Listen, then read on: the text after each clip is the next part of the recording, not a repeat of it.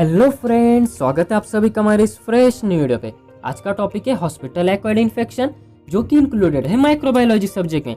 इस वीडियो में हम स्टडी करेंगे what is hospital acquired infection, types, causes, factors, sources, routes of transmission, treatment and prevention.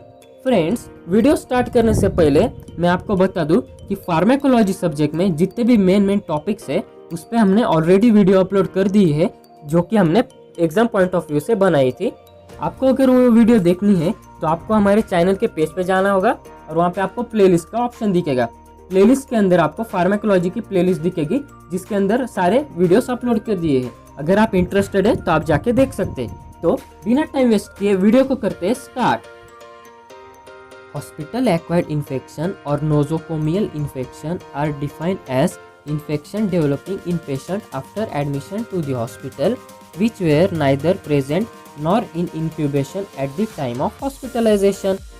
Infection occurring more than 48 hours after admission are usually considered nosocomial.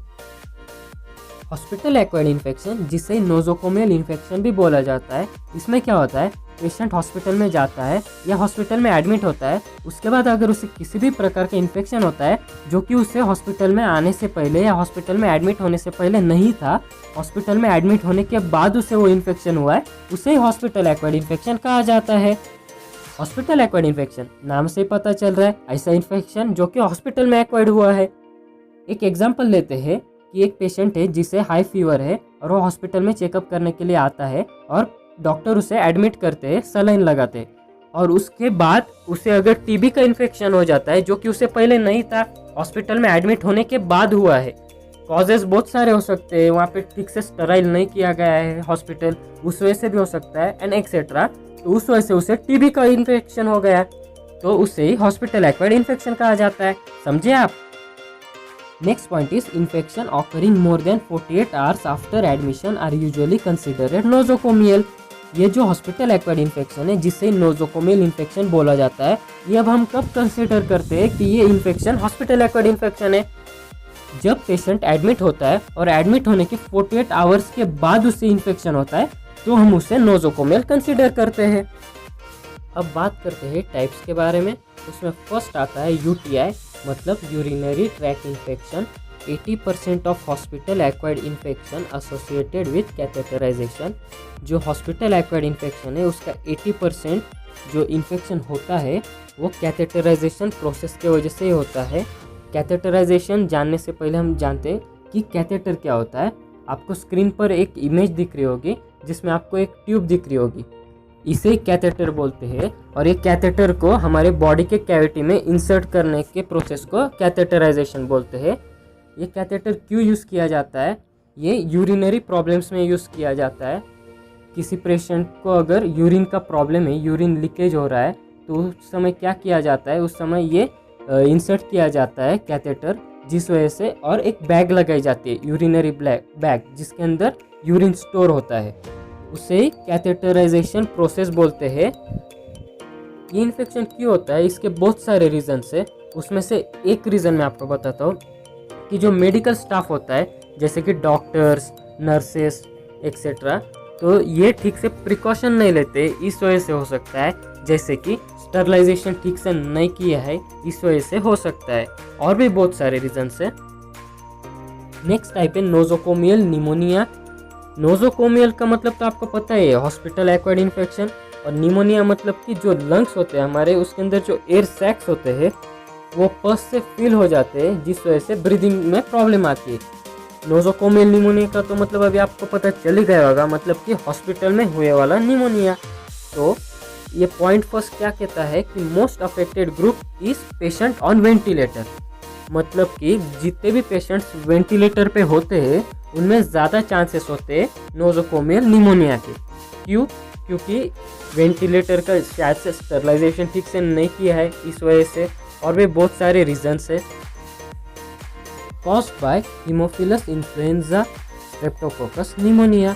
ये जो micro organisms है, इस वजह से नोजोकोमियल निमोनिया होता है। Third type है surgical site infection, जिसे wound infection and skin sepsis भी कहा गया है। उसका फर्स्ट पॉइंट है higher chances in elderly patient age above 60 years. जो 60 साल के ऊपर के जो पेशेंट्स होते हैं उनमें चांसेस ज़्यादा होते हैं इन्फेक्शन होने के। ये नाम से ही पता चल रहा है, सर्जिकल साइट इन्फेक्शन मतलब कि सर्जरी के समय, ऑपरेशन के समय हुए वाला इन्फेक्शन, जो कि ओटी में मेनली होता है।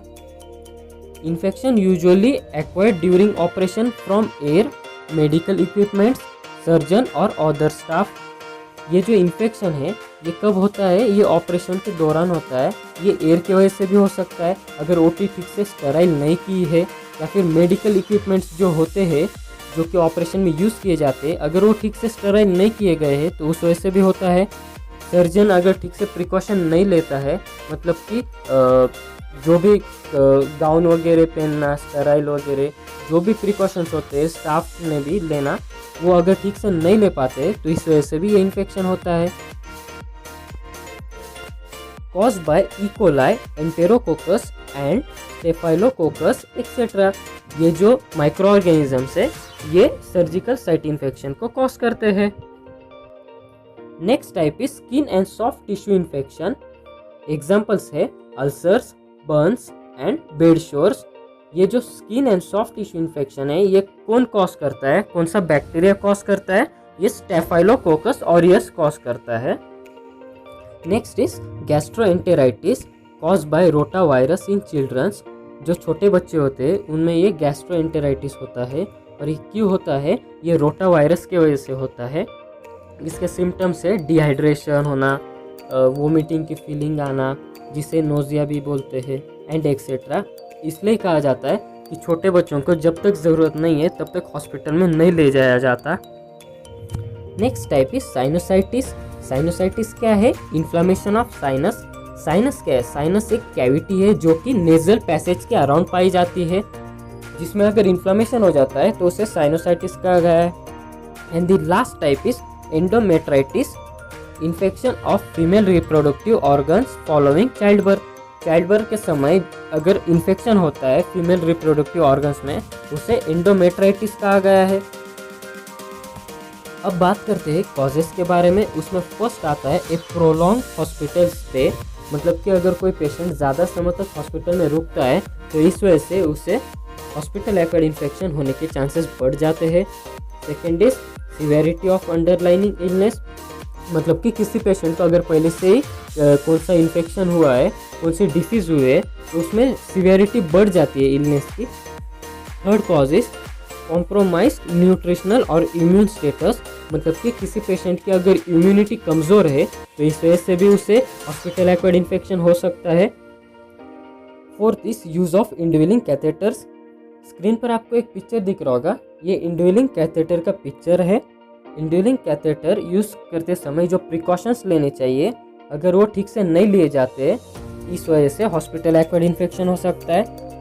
Fifth is failure of health care workers to wash their hands before procedure, मतलब कि जो मेडिकल स्टाफ मेंबर्स होते हैं जैसे कि डॉक्टर्स, नर्सेस एक्सेट्रा, उन्हें प्रोसीजर के पहले और प्रोसीजर के बाद अपने हैंड्स को वॉश करना ज़रूरी है, सैनिटाइज करना ज़रूरी है, नहीं तो जो हॉस्पिटल एक्वायर्ड इन्फेक्शन है वो होने की चांसेस इंक्रीज होते हैं।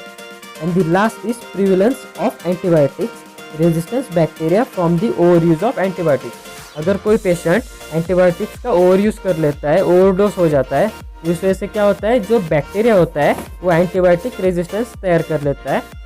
उस वजह से जो एंटीबायोटिक है वो उस बैक्टीरिया को किल नहीं कर पाता है, बैक्टीरिया पे उसका असर नहीं होता है, उसे ही एंटीबायोटिक रेजिस्टेंस कहा जाता है।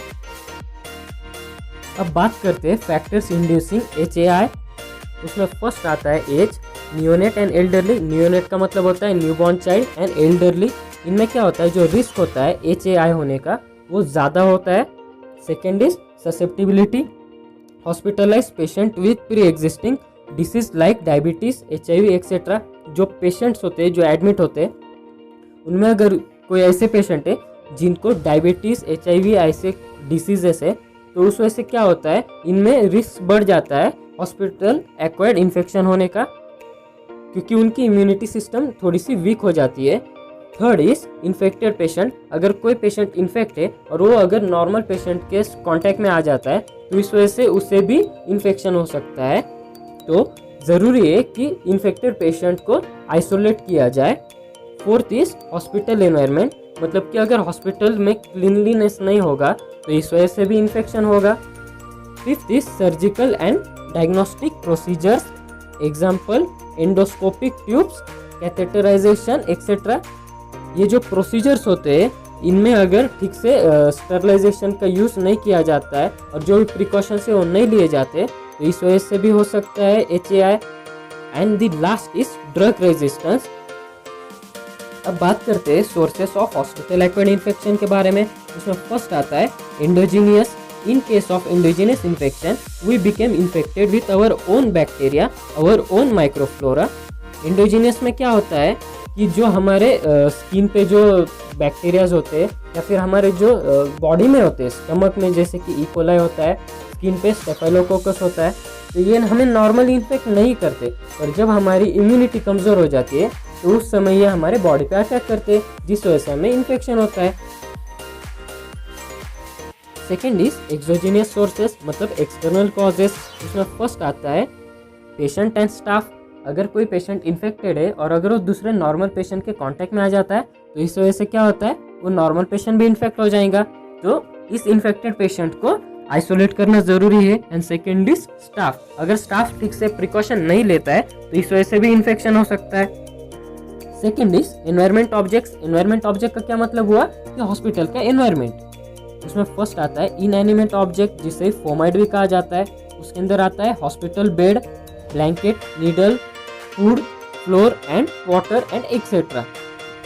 अगर कोई पेशेंट डिस्चार्ज होता है और उस पेशेंट को अगर सपोज इन्फेक्शन है और अगर वो पेशेंट डिस्चार्ज होता है, डिस्चार्ज होने के बाद जो उसका बेड होता है उस बेड का ब्लैंकेट चेंज करना ज़रूरी है। और अगर ब्लैंकेट चेंज नहीं करते और उस जगह पे नया पेशेंट आ जाता है, ठीक है, तो वो उस ब्लैंकेट इन्फेक्टेड ब्लैंकेट के कांटेक्ट में आ जाएगा जिस वजह से उसे भी इन्फेक्शन हो जाएगा। और ऐसे ही नीडल्स, जो नीडल होते हैं वो भी हर पेशेंट के लिए नया यूज़ करना चाहिए, steroid, food, water etcetera. Second is hospital air. अगर हॉस्पिटल के एयर में ही इन्फेक्शन है तो इस वजह से पेशेंट की इन्फेक्शन हो सकता है। Third is hospital surfaces. अगर हॉस्पिटल का सरफेस जो है वो कंटेमिनेटेड है तो उस वजह से भी पेशेंट को इन्फेक्शन हो सकता है। तो बहुत ही इंपॉर्टेंट है कि हॉस्पिटल को स्टेराइल किया जाए, हॉस्पिटल के सरफेसेस को क्लीन किया जाए, हॉस्पिटल का जो एनवायरनमेंट है उसे क्लीन एंड स्टेराइल रखा जाए। अब बात करते हैं रूट्स ऑफ ट्रांसमिशन के बारे में। उसमें फर्स्ट आता है कॉन्टैक्ट रूट, जिसके अंदर आता है हैंड्स और dressing and inanimate objects. Contact route का क्या मतलब हुआ कि इन्फेक्टेड पेशेंट नॉर्मल पेशेंट के कॉन्टैक्ट में आता है जिस वजह से उसे इन्फेक्शन होता है। और इनएनिमेट ऑब्जेक्ट जैसे कि हमने अभी स्टडी किया था उसमें हॉस्पिटल बेड, ब्लैंकेट्स, नीडल्स सब आता है। सेकेंड इज एयरबॉर्न रूट, उसमें आता है ड्रॉपलेट्स, डस्ट, एरोजोल्स। थर्ड है oral route. Fourth is parenteral route and fifth is body fluids. अब बात करते हैं डायग्नोसिस के बारे में कि हम हॉस्पिटल एक्वायर्ड इन्फेक्शन को डायग्नोसिस कैसे करेंगे। तो इसमें 3 टेस्ट किए जाते हैं। उसमें आता है CBC count, urine analysis, cultures. अब बात करते हैं ट्रीटमेंट के बारे में। उसमें फर्स्ट आता है बैक्टीरियल इन्फेक्शन। बैक्टीरियल इन्फेक्शन को ट्रीट करने के लिए ब्रॉड स्पेक्ट्रम एंटीबायोटिक्स यूज़ किए जाते हैं। ब्रॉड स्पेक्ट्रम एंटीबायोटिक्स क्या है अगर आपको नहीं पता है तो आपको आई बटन में उस वीडियो की लिंक मिल जाएगी और आपको डिस्क्रिप्शन बॉक्स में भी उस वीडियो की लिंक मिल जाएगी, जो कि एंटीबायोटिक्स पे हमने पूरा वीडियो बनाया है जिसके अंदर हमने ब्रॉड स्पेक्ट्रम एंटीबायोटिक्स इस टॉपिक को भी कवर किया है। अगर आप चाहें तो उस वीडियो को देख सकते हैं। ब्रॉड स्पेक्ट्रम एंटीबायोटिक्स जिसके एग्जाम्पल्स है penicillin, cephalosporin, tetracycline etcetera.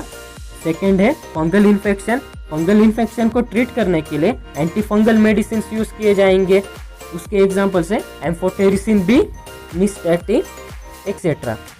Third is viral infection. Viral infection को ट्रीट करने के लिए एंटीवायरल ड्रग्स यूज किए जाएंगे जिसका एग्जाम्पल है एसाइक्लोवीर।